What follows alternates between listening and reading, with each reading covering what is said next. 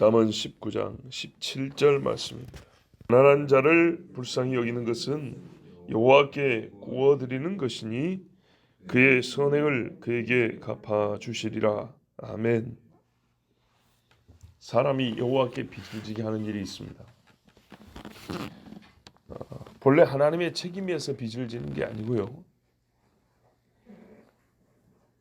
그러니까는 가난이 하나님 책임은 아니잖아요. 하나님께서 보상하시겠다고 약속할 정도로 기뻐하시고 좋아하는 일이라는 겁니다. 그중에 첫째는 그리스도를 위하여 수고하고 자기 목숨을 버리는 것입니다.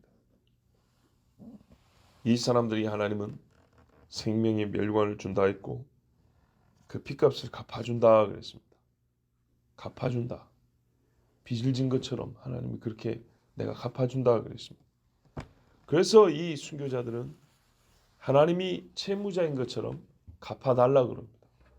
하나님한테 갚아달라 그럽니다. 근데 그도 그럴 것이 하나님 뭐냐면 피가 흘린 땅은 피가 아니면 속하지 않는다 하고 하나님께서 핏값을 갚아서 약속을 했기 때문입니다. 계시록 6장 9절 이하에 보면 다섯째 인을 떼실 때 내가 보니 하나님의 말씀과 그들이 가진 증거로 말미암아 죽임을 당한 영혼들이 제단 아래에 있어 큰 소리로 불러 이르되 거룩하고 참되신 대주제여 땅에 거하는 자들 심판하여 우리 피를 갚아주지 아니하시기를 어느 때까지 하시려 하나이까 하니 각각 그들에게 흰 두루마기를 주시며 이르시되 아직 잠시 동안 쉬되 그들의 동무 종들과 형제들도 자기처럼 죽임을 당하여 그 수가 차기까지 하라 하시더라 그랬습니다. 흰 두루마리를 주면서 위로하시고 좀만 기다리면 갚아준다 그랬습니다. 두 번째, 하나님이 빚을 갚아주기로 약속한 자가 바로 가난한 이웃을 불쌍히 여기는 사람입니다. 불쌍히 여기는 마음은 먹을 것, 입을 것, 신을 것, 잠잘 곳 다 마련해 주기까지 하고 인격적인 존중과 이 정서적인 위로와 안정까지 줄 수가 있습니다. 불쌍히 여기는 마음이 없이 그냥 던져주는 먹을 거는 배는 부르지만 부끄럽게 만드는 것이죠. 또 어떤 경우는 자기 의나 이익을 생각하고 재물을 나눠주는 경우도 있습니다. 어떤 때는 그마저도 아니고 그냥 말로만 지금 분명히 필요가 있는데도 불구하고 말로만 하는 경우도 있습니다. 이거는 불쌍히 여기는 마음이 아닙니다. 성경에서 형제를 돕는 일에 바른 방법을 가르쳐주고 일이 얼마나 귀하고 그 의의가 무엇인지를 잘 가르쳐주는 신뢰가 있는데 한 장으로 기록되어 있습니다. 한 장 전체가 형제를 구제하는 데 하려되어 있는 아주 실제적인 교훈이 있습니다. 고린도후서 9장입니다. 우리 같이 한번 보실까요? 고린도후서 9장을 한번 보십시오.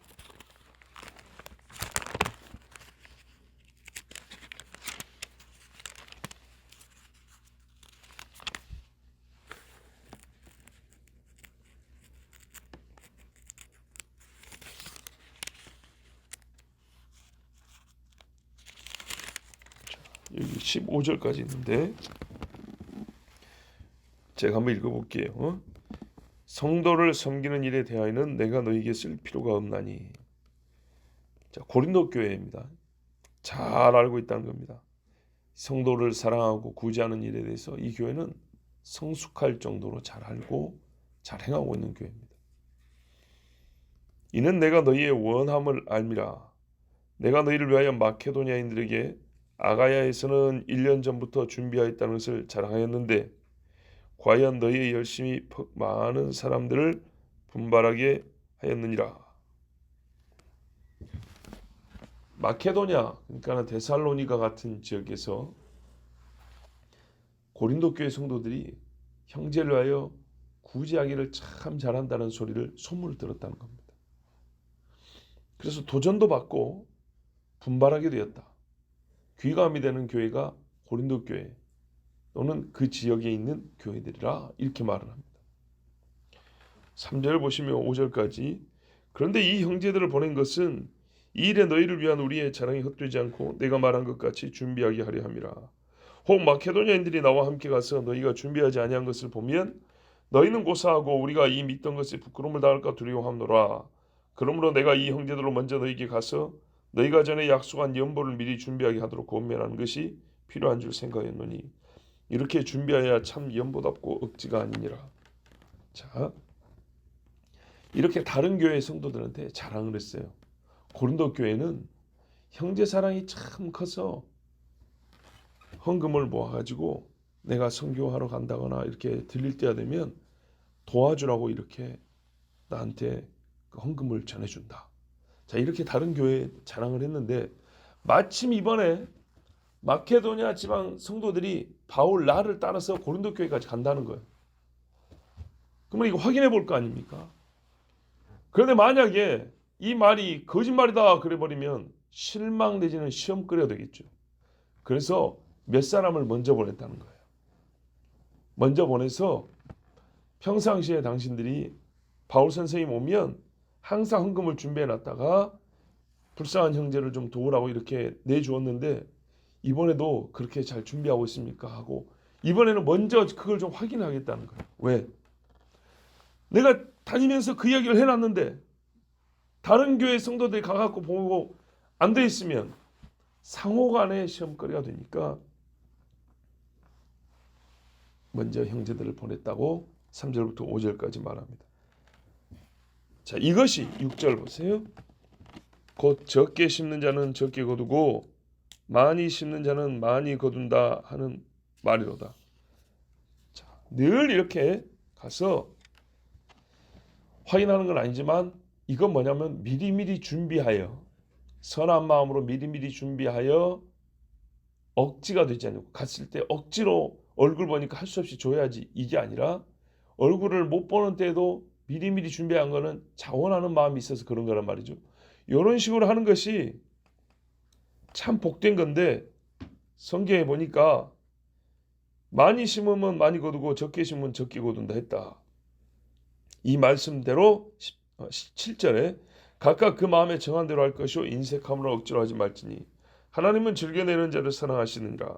하나님은 능히 모든 은혜를 너에게 넘치게 하시나니 이는 너희로 모든 일에 항상 모든 것이 넉넉하여 모든 착한 일을 넘치게 하게 하려 하심이라.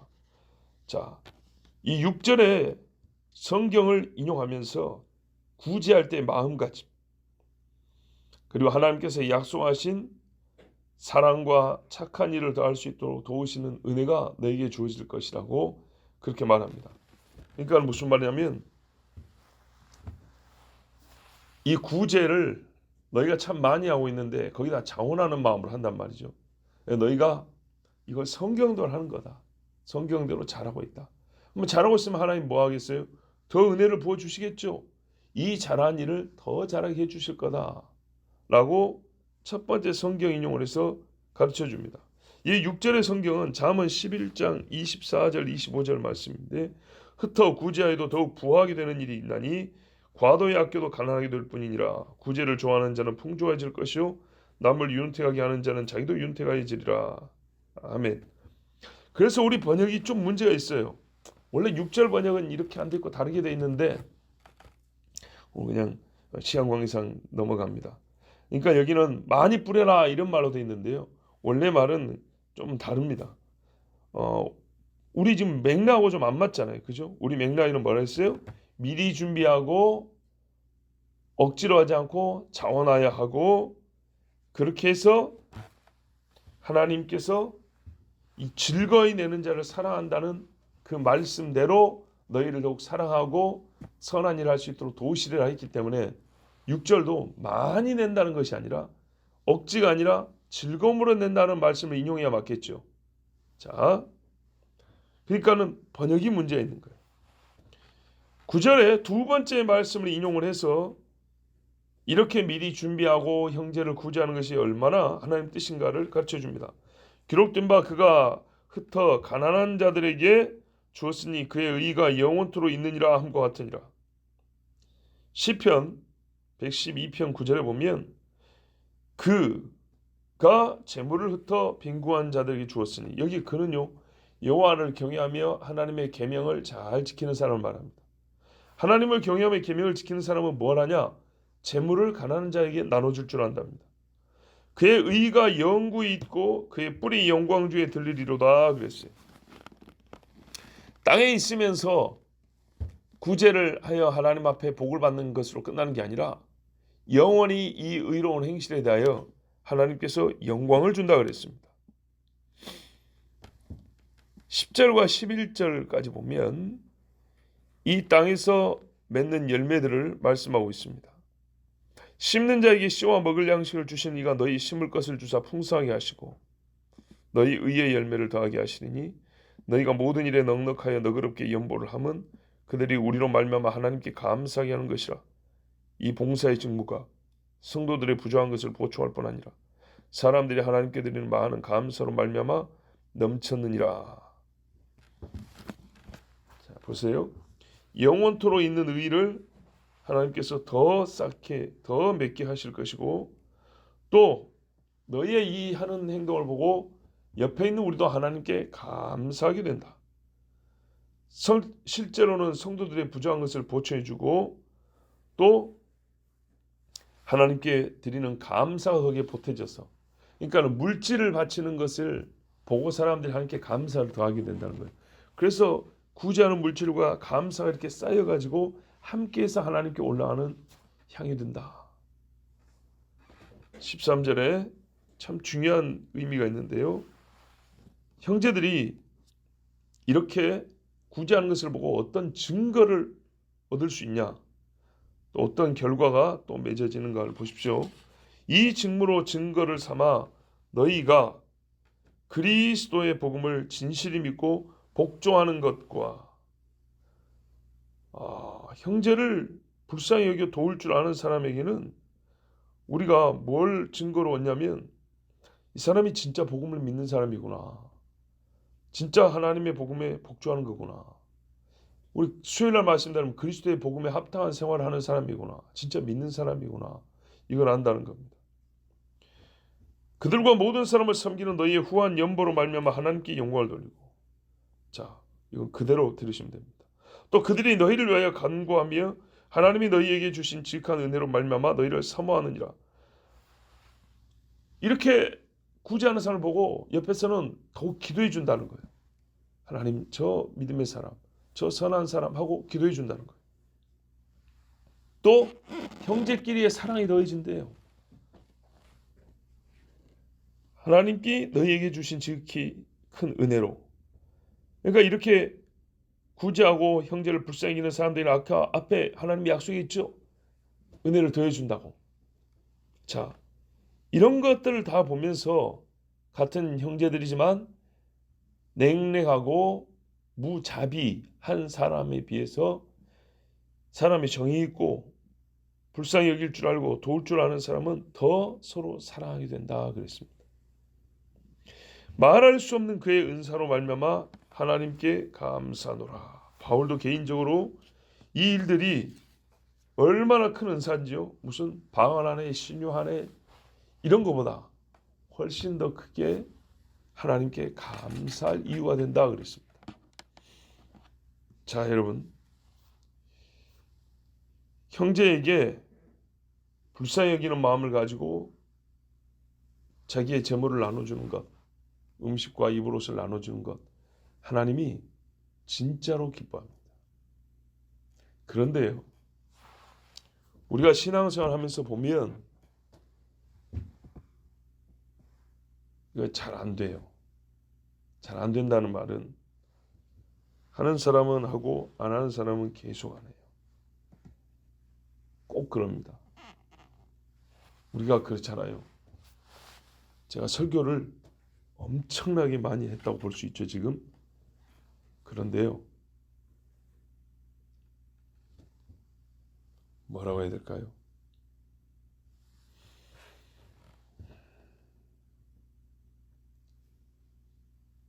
그 하나님의 말씀이 마음에 이게 들어와서 자극이라도 되는 사람이 있는가 하면 하나의 자극도 없이 쑥 미끄러져 가버리는 경우가 엄청나게 많아요. 그리고 행실의 변화를 일으키냐 할 때 그렇지 아니하고 그냥 한번 퉁치고 가버리는, 여러분 총알이 딱딱한 데 맞으면 박힌 거 있는가 하면 튕겨나가는 게 있거든요. 이런 식으로 하는 것이 사실 엄청나게 많아요. 앞에 서서 설교하면 그게 대부분 보여요. 그리고 우리 같이 신앙생활 하면서 그게 다 보여요. 그래서 여러분, 이제 우리끼리 이야기인데요. 이게 설교 참 괴롭습니다. 어렵습니다. 준비하고 말하는 것만 어려운 게 아니라 내가 무슨 남에게 말할까요? 궁한 일이 있어서 꼭 내 말 좀 들어달라고 부탁하는 사람이 있냐? 우리가 살면서 그러잖아요, 여러분. 서로 사업을 하는, 거래하는 사람인데도, 즉 돈이 걸린 문제에도 불구하고 말을 안 듣고 이렇게 튕겨내버리면 기분 나빠서라도 내가 손해를 봐도 당신하고 사업 안 한다 그러잖아요. 그런 경우가 있어요. 그런데 마치 내가 무슨 굉장히 큰 아쉬운 일이나 있는 것처럼 계속 튕겨내는 이야기, 계속 안 듣는 이야기를 몇 년을 걸쳐서 계속 하는 거예요. 혹자는 오해할 수 있어요.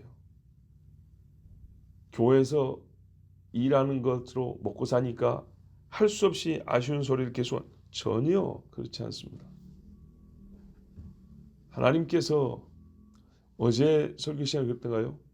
나는 나이가 한 살씩 먹어가면서 막노동이 얼마나 귀한가를 생각한다 그랬어요. 또 시골에서 컸기 때문에 막노동하는 것 자체에 대해서 부끄러움이 없어요. 저는 거기에 부끄러움이 없어요. 그런데 진짜 사명이니까 하는 겁니다. 막노동이 사람이 속 편하고 좋아요. 땀 흘리고 그날 개운하게 끝내는 것이 제일 좋아요. 말이란 건 말이죠. 한 번 하고 나면 며칠 갑니다. 사람과의 그 이미지 또는 인상, 반응 며칠 갑니다. 저 같은 사람은 약간 그런데 좀 예민한 경우가 있습니다. 총각 때, 예를 들어서 청년 때 말이죠. 교회 예배 마치고 집에 돌아갑니다. 청년들끼리 헤어지는데 지하철을 타죠. 타다가 이제 갈아타면은 저기 먼저 보내고 그 다음에 제가 타는데, 이 사람이 지하철 문을 닫을 때 나를 본 얼굴 표정이 어땠던가, 요거를 가지고 계속 생각을 해봅니다. 무슨 생각을 했을까? 나한테 뭐 기분 나빴을까? 뭐가 좋았을까? 요건 좀 심각하죠. 그런 적도 몇 년 있었어요. 지금은 그러진 않습니다. 그러면 못 살죠. 그때 그랬어요. 자, 무슨 말이냐면 그만큼 말하고 사람과의 관계가 제일 힘듭니다. 예, 차라리 땅을 보고 하루를 보는 것이 편하죠. 사람을 보고 하루를 보낸다는 것은 굉장히 힘든 겁니다. 그러니까 여러분이 저한테 잘하라 그런 뜻이 아닙니다. 제가 원하는 것은 한 가지입니다. 하나님 말씀을 말씀으로 듣고 받는다는 것, 이게 여러분에 다 나타난다니까요. 받는지 안 받는지가 다 나타납니다. 묘합니다. 재물을 흩어 가난한 자에게 주어라 라고 하나님 말씀했을 때 전혀 안 들을 작정을 하는 얼굴이 다 보여요. 전혀 안 들을 작정을 하는 게. 그리고 실제로 그 사람은 안 합니다. 안 해요. 1년, 2년, 3년, 4년 지나도 안 합니다. 그런데 어떤 부분은 나한테 꼭 맞아요. 그러면 곧 이 사람 하겠구나라는 게 바로 보입니다. 그럼 합니다. 하는 일에 대해서는 또 소문이 금방 나죠. 그래서 금방 돌아 들어옵니다. 누가 뭘 했다, 누가 뭘 어떻게 했다, 이렇게 다 금방 들어옵니다. 그러면 그런 뭘 했다 소리는 기쁨에서는 한편 안 기쁩니다. 왜? 안 한 것들이 너무 많거든요. 안 한다는 말은 능력이 부족해서가 아니라 할 생각이 없다라는 것이 훨씬 많거든요. 할 생각이 없어서 안 하는 것들이 너무 많아요. 뭐 그 사람이 하고 나면 그건 하나님하고 그 사람 관계의 문제지, 자기 책임이지, 내가 뭐 신경 쓸 게 있나. 그런데 말입니다, 목회자니까 그게 신경이 쓰이는 거예요. 많이 신경이 쓰이는 거예요. 그리고 책임감을 느끼는 거예요. 그냥 말만 하고 끝, 이게 아니고 나도 말하고 지키고 그도 말하고 지키고 여기까지 가야 되는데 라는 이 부담감, 이 책임감이 느껴지는 거예요. 그런데 역시나 변하지 않고 안 듣고 안 할 거라는 것을 압니다. 놀랍죠? 믿음이 생겨버려요. 저 사람은 분명히 이 말씀을 듣고 지금 튕겨냈을 것이고 안 들을 것이고 안 할 것이다. 이런 생각하면 안 되는데 자동적으로 들어요. 왜요? 수없이 반복하여 저한테 확인을 시켜줬으니까. 나는 그런 사람입니다. 나는 그런 사람입니다. 라고 확인을 시켜주고 확인을 시켜줬으니까 그게 내가 원해서 하나 자동적으로 마음에 그냥 이렇게 쓱 생각이 들어버려요. 여러분도 그럴 겁니다. 여러분 관계 맺고 있는 인간관계 봐보세요. 내가 누군가에게 그랬지만 나에게 누군가도 그래요. 저 사람은 이 말을 절대로 안 들을 거야. 내가 해야 될 책임이 있으니까 말은 해주는데 지금도 안 들을 거고 안 할 거야. 분명히 안 해. 안 변해. 그런 경우 있을 거예요. 신뢰가 돼버릴 정도로. 여러분, 이게 왜 위험하냐? 하나님은요, 더 잘 아세요. 다 알고 계신다. 하나님의 말씀을 뒤로 제껴버렸다 그랬어요, 다윗이. 하나님이 다 알고 계세요. 괴로워도 아멘하고 뭔가를 좀 끙끙대면서 하는 사람이냐? 아니면은 신앙은 자원하에서 하는 거지 하면서 끙끙거리는 것 자체는 신앙이 아니라고 생각하고 자원하는 것, 즉 말이 그렇죠. 좋게 있는 대로 말하면 지 하고 싶은 대로 하는 신앙. 속된 표현하면 꼴리면 신앙이고 안 꼴리면 안 하는 거예요. 그러면서 거기는 억지로 하면 안 돼. 그런 거 하나님 안 받아. 그래요. 근데 아니에요. 구련의 심으로 억지로 십자가 지고 왔어요. 성경에는 순종만 있는 게 아니라 복종도 있어요. 하기 싫어도 주의 말씀이 듣습니다 하고 그물 갖다 딱 바다에 내려보는 거예요. 그거 무같이 합니까? 꼭 순종하고 하나님 말씀 듣기 싫은 사람들이 억지로 쓰는데 그렇지 않아요. 내 마음에 내키 모든 것이 다 내킵니까? 그러면 나는 처음부터 완전한 그리스도인이었던가요? 아니에요. 처음부터 완전한 그리스도인이 어디 있어요? 하나님만 있으면 싫고 부담스럽고 무겁고 괴롭고 그런데도 하고 믿으니까 하고 하다가 나중에는 자연스러워지는 거지. 이런 봐보세요. 교회 오자마자 기도가 쉬워서 1시간 2시간씩 앉아서 기도했습니까? 천만의 말씀요. 옆에서 하지 않으니까 할 수 없이 따라 나갔다가 해야 한다니까 또 눈치 보고 눈 떴다가 안 했다 이렇게 한번 했다가 괴로울 때 또 했다가 또 좋으면 방글방글 했다가 이러다가 저러다가 어떻게 해요? 기도하는 사람도 되는 거예요. 다 어린아이부터 잘하는 거예요. 그런데요, 못된 성질은 다 어른이 돼가지고 끝까지 고집 부리는 게 있어요. 흩어 가난한 자들에게 주는 것이 하나님이 기뻐한다고 오늘 분명히 말씀했어요. 근데 여러분, 거지나 내게 도움을 구하는 사람 있으면 100원짜리 하나 안 주는다고요. 제발 좀 주세요. 줘보세요. 그게 그리 어렵습니까? 하나님 앞에는 어렵다고 1000만 원 1억도 달라 하면서 100원짜리 1000원짜리 하나 주는 게 어렵습니까? 제발 예수 좀 순수하게 좀 믿어보세요. 어린아이처럼 순수하게. 예. 금세 어른 되지 말고 정말 예수 믿는 사람 착해야 돼요. 착해야 돼요. 죄를 안 짓는 게 아니고요. 죄를 지면 하나님 앞에 바들바들 떨 줄 알아야 돼요. 못된 마음을 품었으면 하나님 잘못했어요 하고 무릎 꿇을 줄 알아요. 이게 착한 거예요. 착한 거. 네? 부족하지만 어떻게 해야 될까? 하나님 앞에 부족하면 부족한 대로 하나님 제가 이번에는 좀 잘못했고요. 좀 부족합니다. 뭐 이런 모습이 좀 있어야 돼요. 여러분 자식대로 생각해 보세요. 그런 자식이 예쁘죠?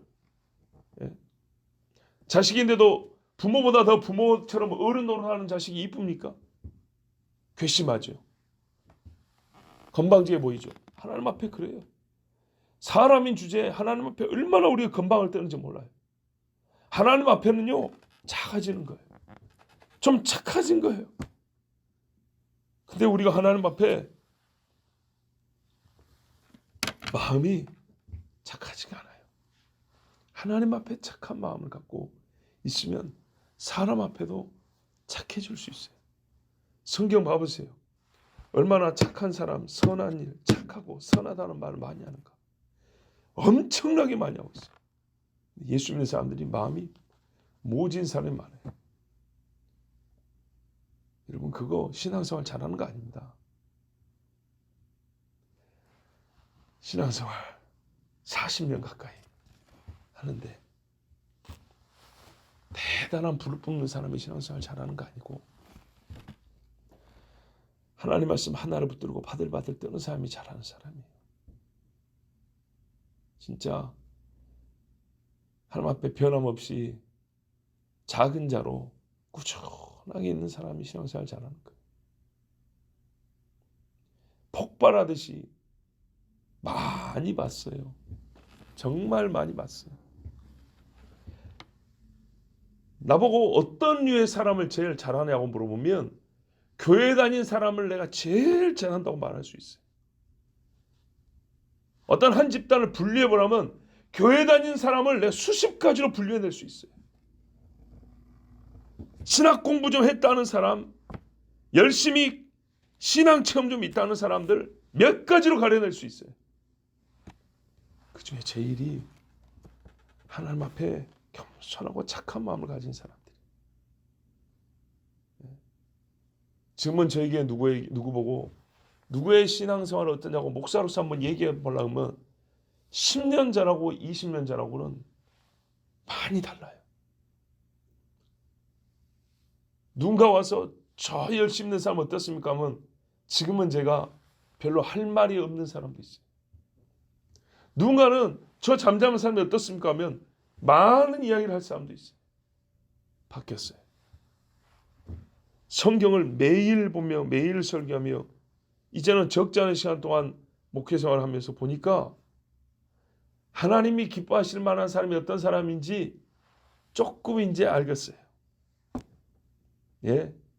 왜 하나님이 착하고 충성되다면서 착한 얘기를 먼저 했는지, 왜 바나바는 착한 사람이요 그런지 이제 알겠어요. 정말 착해야 돼요. 제발 착한 그리스도인 좀 되세요. 형제가 어렵다 그러면은 뭐 좀 도와줄까? 뭐 좀 해줄 거 없을까? 이런 마음이라도 좀 가져야 되는 거예요. 예수 믿는 사람들이. 잠언 3장 27절 28절에 내 손이 선을 베풀 힘이 있거든 마땅히 받을 자에게 베풀기를 아끼지 말며 내게 있거든 이웃에게 이르기를 갔다가 다시 오라 내일 주겠노라 하지 말며. 자, 실제 예를 들어볼게요. 이거는 여러분 뭐 속으로 자랑이라고 해도 뭐 할 수 없어요. 이거는 신뢰를 대하는데 내 거밖에 없으니까, 내가 아는 게 없으니까. 우리 집에 어디로 오시는 분이 계세요. 이제는 뭐 맡겨놓은 것 마냥 와서 이것이 필요해, 저것이 필요해 달라는 게 많아요. 제가 그래요. 오실 거를 생각해서 내가 맨날 사놓고 준비할 수는 없는 거기 때문에 있는 걸 주기 때문에 맡겨놓은 것처럼 그러면 내가 다 못 드립니다. 그래요. 어쩔 때는 올 걸 생각하고 미리 준비해 놓는 것들도 있어요. 생각해 보니까 신발도 거의 10컬레 가까이 준 것 같고 옷도 몇 벌 주고 가방도 주고 먹을 것은 그냥 한 봉지씩 맨날 싸주고 돈도 주고 많이 주는데 이건 한 사람이 한 사람만 오는 게 아니에요.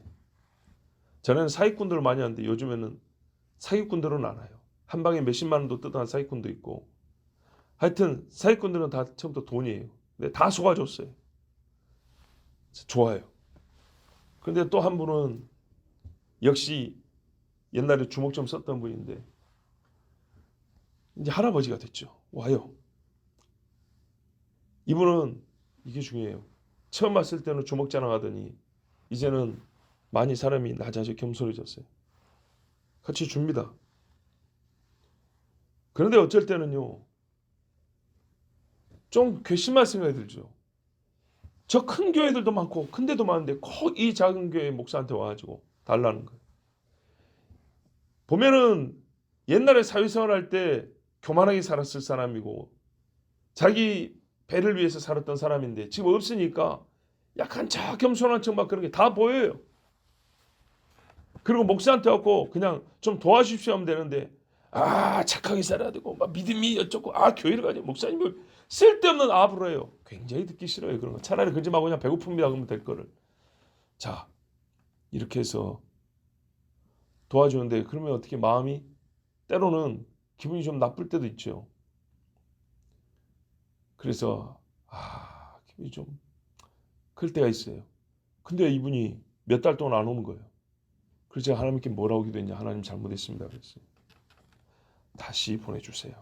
다시 보내주면 더 잘해드릴게요. 하나님 앞에 무서운 거예요. 봐보세요. 몇 년을 도와줬는데도 이 사람이 몇 달을 안 오니까 하나님이 무섭다고요. 너 이 새끼야. 내가 너한테 이 어려운 사람 하나 보내줬더니만 그거 도와주기 싫어가지고 너 있는 거 너도 넉넉하게 지금 먹고 살게 해줬는데 그거 주는 것이 아깝고 그 사람이 네한테 몇 마디 하는 게 좀 기분 나쁘고 그래서 그러는 것 같아서 봐보세요. 이게 제 마음이에요.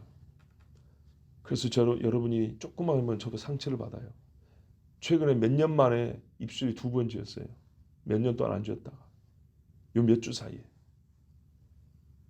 굉장히 무기력하고 화장실도 자주 가고 잠도 자주 깨고 뭐 그런 거는 저의 신체적인 문제도 있겠지만 그래서 저희 집사람한테 하나님께 그랬어요.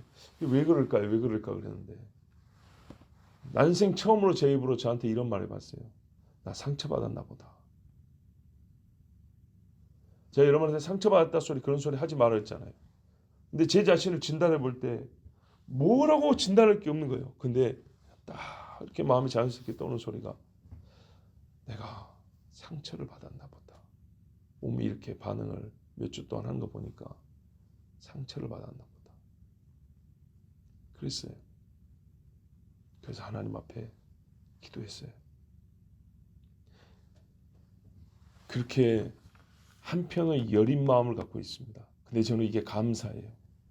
하나님 앞에 내 60이 돼도 70이 돼도 똑같이 이 마음을 갖게 해달라고. 얼마나 좋은지 몰라요. 그 불쌍한 사람 몇 달 집에 안 온 것 같고 아이고 편하다 이런 마음이 아니라 하나님 제가 섭섭하겠지요. 제가 좀 못되게 했지요. 잘못했습니다. 잘못했습니다. 이런 마음이 드는 그런 나인 게 나는 너무 좋아요. 그래서 하나님 앞에 기도했어요. 다시 보내달라고. 다시 오니까 얼마나 반갑던지. 그게 벌써 1년 전이에요. 그래서 아깝지 않게 생각하고 주고 아이들에게도 교육을 합니다. 아빠 없을 때 오면 너희가 이렇게 그럼 아이들이 잘 챙겨줍니다. 또 어쩔 때는 미리미리 준비해줍니다. 그 할아버지 오면 요거 같이 드려라 이렇게 말하고 드립니다. 그러면서도 서로 대화하다가 가끔 조금 그냥 좋게 받아가면 되는데 이제 말을 한다 그랬잖아요. 이제 맡겨놓은 것처럼 말하는 그럴 때는 저도 좀 기분이 나쁘죠. 한마디 뭐 맡겨놓은 것처럼 그러세요. 이 한마디 해놓고도 또 마음이 어떻게 해요? 저 사람이 서럽고 참 자기 처지가 딱하고 스스로 이렇게 부끄러운 입장인데 거기다가 이렇게 내가 말을 해버리면 더 부끄러워질 텐데 그러면 안 됐는데 그래요. 그 미안해서 또 뭐 하나 더 줘야 되는데 그럼 가버리잖아요. 이제 갔잖아요.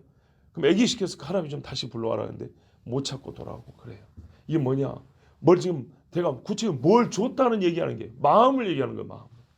조금이라도 잘못되면 하나님이 계시기 때문에 오늘 말씀을 해요. 갔다가 다시 오라 내일 주겠다 하지 말라 그랬어요.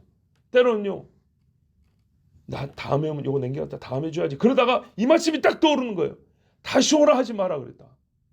오늘 줘야 된다. 하나님 말씀 한번 들었으면 이렇게 100%는 못 지켜도 말씀이 떠오르면 말씀에 견디지 못해서 이거 해야 되는데 착한 사람이 좀 되셔야 돼요. 착한 사람이.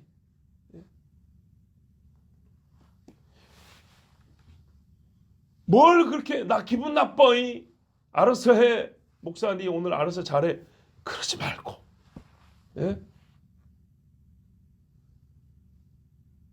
제발 그런 식의 신앙생활 하지 말고 하나님이 계시다고 생각하고 아니 계시다는 게 아니라 하나님 눈앞에 있다고 다 그렇게 생각하고 겸손한 거예요. 오늘 여기 계신 분들은 이 말씀을 지키십시오. 100원짜리 하나 주세요. 1000원짜리 한 장 줘보세요. 옛날에 어린이 복음성가에도 움켜주면 사라지고 쓰고 나눠주면 풍성해져. 그렇죠? 하나님 말씀이에요. 움켜줘도 빈구한 자가 있고 흩어 구제하여도 풍부한 자가 있느니라. 말씀에 따라 지금 복음성가입니다. 그대로 착한 사람이 되어서 해보십시오. 하나님이 주시는 복을 많이 받습니다.